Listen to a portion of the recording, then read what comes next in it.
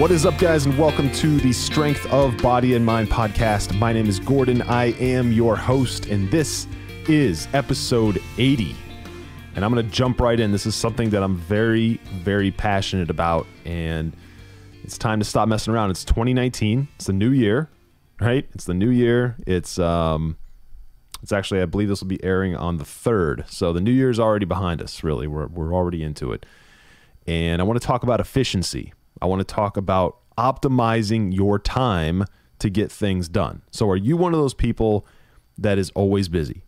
Like, you're always busy. You say that a lot. I'm just so busy, or I have so much going on, or I just don't have any time. I have no time to do this. I have no time to fit this in. I don't have any time to work out. I've got my kids, and I've got my job, and I've got the thing, and I've got this, and I've got time with my spouse, and I've got whatever. And then I work from home remotely sometimes. I have no time. And then by the time I'm done with all that, I'm just so tired. I have no time whatsoever. Are you one of those people? Or do you have some variation of that going on, some subset? Like, you feel very optimized and very efficient, very effective with your time during certain hours, like from 8 a.m. to 3 p.m. But then after that, you just shut down. Like, you just go downhill. Is that you? Are you someone like that? I hear that a lot too. Well, here's the thing. If you aren't doing the thing I'm about to talk about, then the reason all those things are happening is specifically because you're not doing what I'm about to talk about. Okay? Now, not everyone is naturally organized. In fact, most people are not naturally organized. And if you're wondering how this ties into fitness, trust me, it does. Okay? Especially if you haven't achieved the result that you want, if you haven't lost the weight you've been trying to lose, if you haven't been able to develop the strength that you've wanted to develop for a while, or you haven't been able to even get consistent. Let's just say you haven't been able to be consistent at proper nutrition, or consistent at going to the gym, or consistent with whatever training mechanism you're using. And because of that, you still hate the way you look, or you still hate the way you feel. You feel lethargic all the time. You have no energy. You can't stand looking in the mirror. You look in the mirror, and then everything from the neck down bothers you. If you're still in that situation, what I'm about to talk about is a very specific tactical thing you can do, effective immediately, that will change everything. Okay? It is scheduling your day. Scheduling your day.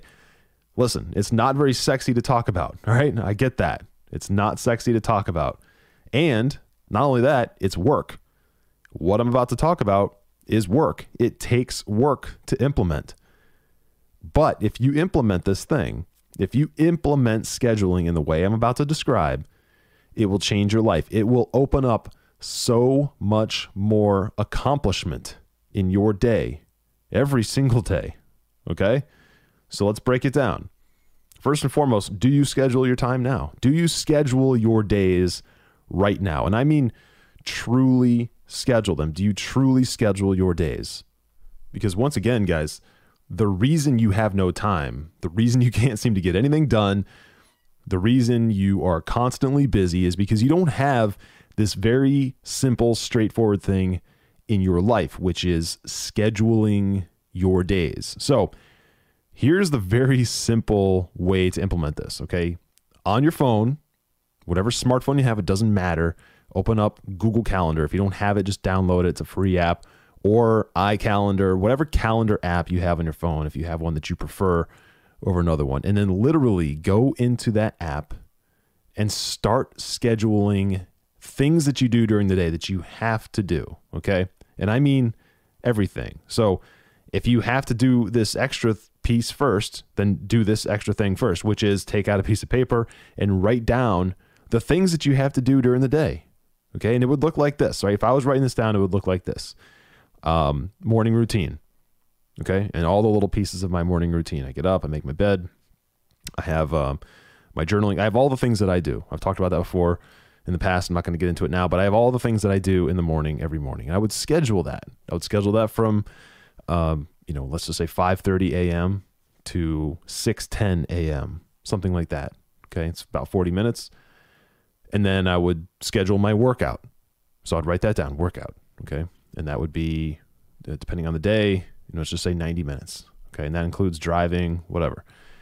And then other things in there. So like, let's just say it's a day where I get my son on the bus. Okay, I don't get my son on the bus every day, but some days I get my son on the bus. So I would schedule getting my son, getting him breakfast, getting him on the bus, getting him, off to school, getting him dressed, all those things, put him into one block of time. And then I would schedule work time, right? Schedule time at work or time working. And then even more specifically within that, right? Within that window, within that frame of just work, I would schedule more specifically the things that I do or that I need to do that day. So it's not that I'm just working 9 to 5:30 or whatever it is, right? Instead of just that, I would have 9 to 11, client calls, or 9 to 11, whatever. It doesn't matter. Okay. Very specific things. I choose to put the things that require the most thinking, the most creative thinking early in the morning, because that's when I am at my peak performance, especially on days when I train. I'm always at my optimum performance and thinking and most creative and everything. I think most people probably are first thing in the morning, but on days where I train, when I work out, they're even more so. Okay. They're even more so. And then, so I'll have all those things clustered in the beginning in a way where I can really focus intently and with purpose on one thing at a time in a way where I can make the most progress. Okay. And I'll have those things scheduled out. And then I have my more mundane things later on in the afternoon, and the things that require a little less thinking, less creative, deep thinking, right? And then here's the thing that most people don't do, right? This is the follow-up to all that. Because all that right now, up to this point, probably makes sense. Yeah, it makes sense to schedule your workout. It makes sense to schedule a morning routine. It makes sense to schedule work, right? My job, whatever I do to make money. That all makes sense. But here are the pieces that you're not doing, right? I seriously doubt you're doing. And that is scheduling family time, scheduling date nights, scheduling board game night with your son or daughter or whatever, scheduling dinner with your family, like whether you're going out to dinner or whether you're having a big family dinner as like a Sunday thing or whatever, where it's like a big deal where everyone's making dinner together and it's just kind of like a big thing. No one's focusing on homework. This person's not over here on their iPad. It's like focused family time, right? Schedule that in. Okay. And then here's another thing you're not doing. Schedule your downtime. Schedule your downtime where you don't have anything to do. You don't have anything specific to spend time on other than whatever you want. Okay. It can be whatever you want. It's R&R time. It's time for repose, right? It's time for disconnecting. And that could be watching a movie. That could be reading a book. That could be playing your guitar. It doesn't matter, right? Just downtime. And the thing is, as I describe this, I can already hear the thoughts in some of your heads, which is, this is ridiculous. Like, this sounds crazy. You want me to schedule time into my calendar to get together with my kids and play a board game? Like, that sounds ridiculous. And I get it. It kind of does when you say it like that and when you look at it like that. But here's the thing. Let me ask you this. How many times have you been with your son or daughter or wife or husband or that person that's close, that is in your life, that's very close to you? How many times have you been with them but not been fully present and fully engaged and been fully there in the conversation and fully there in the activity? How many times have you looked over at your phone when it vibrated or been distracted by whatever was on the TV or not been totally there? The reason that happens is because you aren't in the zone to be there at that moment. And one of the reasons why you can't just do that on command is because it's not something that you were able to frame yourself for early in the day. Now, if you schedule this out, and I implore you to just try it. Or just try it for 3 weeks. Try it for 4 weeks. All right. And then we'll have a conversation about it. Now, I believe, right? I truthfully believe that I will prove you wrong. But anyway, try this for a few weeks. And the thing is, when you frame this all out ahead of time, when you frame this all out a day in advance or 2 days in advance, everything falls into place a little bit differently. And then when you get that little chime that it's family time, or when you get that chime that it's workout time, you start to morph into that mode, and you start to do that quickly. You start to do it almost instantaneously. And then when that happens, when you're in the space of whatever that thing is that you scheduled, you're fully there. Like, you are in it. You can bring yourself from 0 to 100 and be fully present, fully engaged, and fully and powerfully there in the activity, whatever it is. Okay? And after a while, here's the best part. After a while of doing this, you will develop a cadence for it. You'll develop a rhythm almost. Okay? And you'll get to this point where you don't necessarily have to continue scheduling every little thing. You don't. You'll get into a rhythm where you just know kind of how to shift in and out of levels of attention and levels of engagement. And it makes the efficiency of your day organically easier and more natural. Okay? So, again, I know how this sounds, but if you try it, if you actually try it, it will make everything so much better. Now, back to how this is going to help your fitness. Okay. Well, if you schedule in on your calendar, if you schedule in things like meal prep, if you schedule in things like research how to train and more develop this or that, or if you schedule time for your workouts, because you're probably not doing that now, schedule time for your workouts and understand that when you are in that window of time, when you're supposed to be working out, supposed to be training, that you are fully present there. Like, you are fully present. You're not wasting any seconds. You're not wasting any minutes, because here's the thing. When you have things scheduled, right, one of the ways of making that work, one of the ways of getting the most out of that strategy is by not letting any outside influences or any distractions pull you away from it. Okay. So when you are in training mode and you're in that window of time, that frame of time that you set aside just for training, you're not scrolling through your phone. You're not scrolling through Instagram. You're not talking to that dude at the gym that you see every day. You're not doing all this stuff. You're focused. You're being purposeful. You're being intentional with your time. Okay. You're being intentional with everything you do in that window of time. You can save all those little bullshit things like scrolling through Instagram and all that stuff. You can save that for your scheduled, your intentionally planned downtime later. Because let's be honest, you don't need to be looking at Instagram every hour on the hour, or you don't need to be checking your Facebook stuff or Snapchat or whatever every hour on the hour or every other hour. You only, if you're checking that stuff, and I think you should, I think everyone should remain connected to the people that they want to stay connected to. That's cool and everything, but you should do it one time a day when it's not going to pull you away from something that's going to move you closer to your goal. Does that make sense?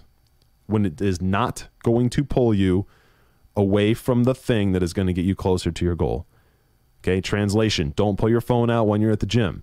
Don't pull your phone out when you're with your wife or husband. Don't pull your phone out when you're with your kids. Okay, don't pull your phone out when you're doing things that you have scheduled time dedicated to, unless it is your downtime. So what this is going to do, guys, one more time, it's going to cause you to focus on your fitness in very specific intervals of time. And I say this all the time. You don't need to be doing fitness stuff 18 hours a day in order to reach your fitness goals. If you want to lose 100 pounds, you don't need to focus on it for 10 hours a day. You don't need to do food stuff for 10 hours a day. You don't need to be in the gym for 6 hours a day. You don't need to do that. What you need to do is be ultra efficient, ultra effective, and ultra purposeful with your time. Hyper focused on being efficient with your time when you're in the gym for an hour or an hour and 10 minutes or an hour and 20 minutes. And then being ultra efficient, ultra effective, ultra focused on your nutrition when you're meal planning, when you're shopping, when you're cooking. Okay? All those things. You need to be effective with your time. Right? That is the name of the game. And that's the thing that most people can't do. Now, yes, I understand how simple that sounds. It's not very easy. A lot of times you do need accountability. A lot of times you do need someone to show you exactly how to do that. I get that. But my point is, when it comes to actual time invested, it is not as much as you think. But if you start scheduling everything in your life, you will no longer be as distracted from spending the time that you need to in the gym, spending the time that you need to in the kitchen, spending the time you need to getting your mindset right. You won't need to focus on those things and feel frazzled at the same time, because you will have dedicated windows of time to do all the things you need to do. Does that make sense? I hope that is clear. I understand this is kind of a difficult concept because it sounds so ridiculously simple, but at the same time, it's actually very complex in some ways. So I get that. All right. And when I was very resistant when I started implementing this kind of strategy a few years ago, but once I did it, once I actually just said, you know what, I'm going to just wipe the slate, start from scratch here on a new approach. I'm going to go all in. I did it, and it changed my life. Changed my life. Okay. So once again, we're into 2019, right? There's nothing wrong with starting something new now. Okay. It's the right time of year to do it.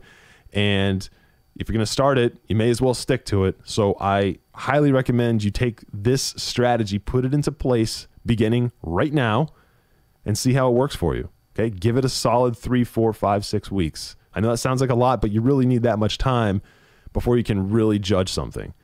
Okay. It's about scheduling your life, guys. Schedule your life. And then just remember, when you do this, when you schedule those windows of time and you cross that threshold from 8 a.m.